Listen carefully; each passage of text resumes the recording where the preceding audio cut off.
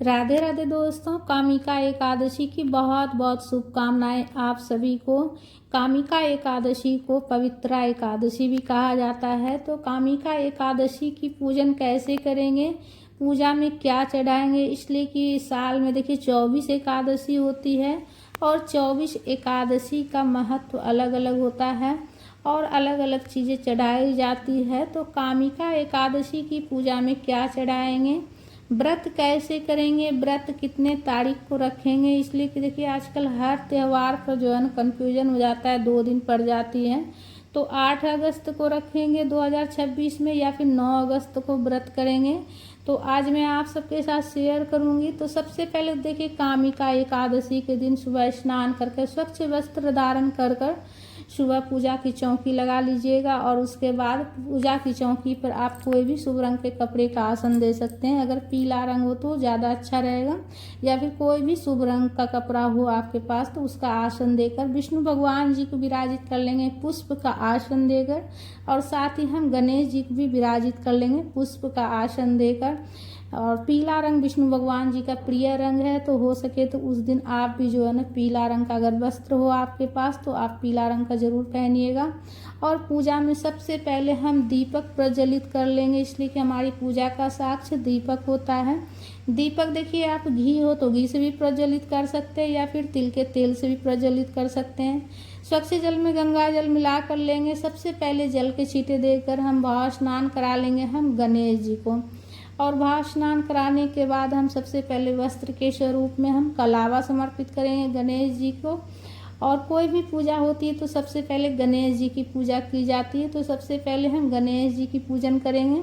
वस्त्र के स्वरूप में कलावा समर्पित करने के बाद जनेऊ हो तो जनेऊ समर्पित कर लीजिएगा, नहीं हो तो देखिए कोई बात नहीं, सिर्फ आप वस्त्र के स्वरूप में कलावा भी समर्पित कर सकते हैं।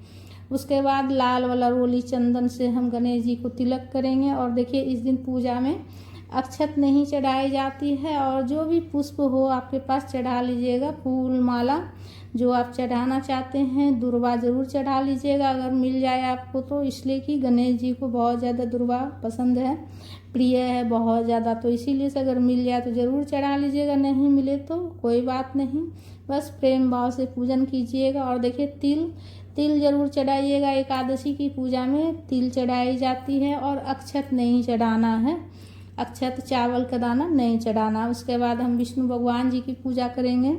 जल के छींटे देकर हम भाव स्नान करा लेंगे। अगर लड्डू गोपाल जी हो तो आप लड्डू गोपाल जी की भी पूजन कर सकते हैं, लड्डू गोपाल जी को स्नान कराइएगा।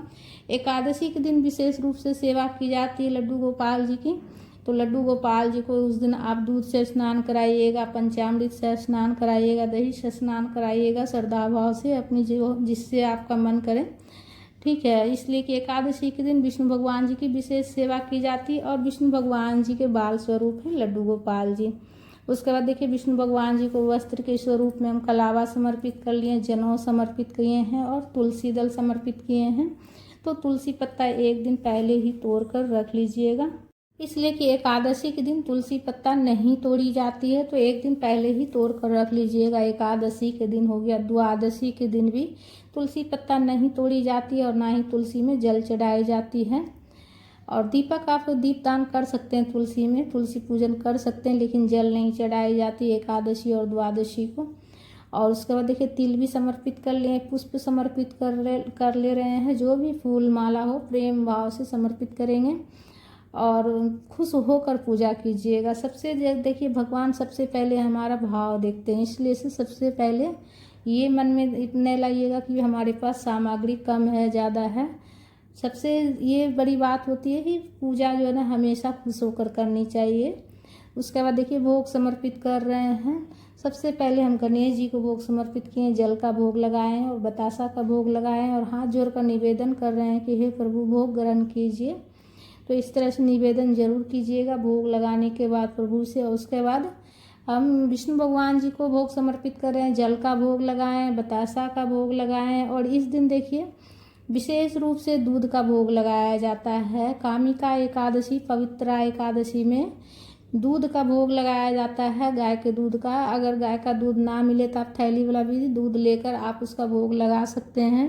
फल में आप जितना फल का भोग लगाना चाहे आप लगा सकते हैं, 1 तरह 2 तरह 5 तरह का, जितना आपकी इच्छा, कोई किसी भी फल का, सीजन का जो भी नया फल हो उसका भी भोग लगा सकते हैं।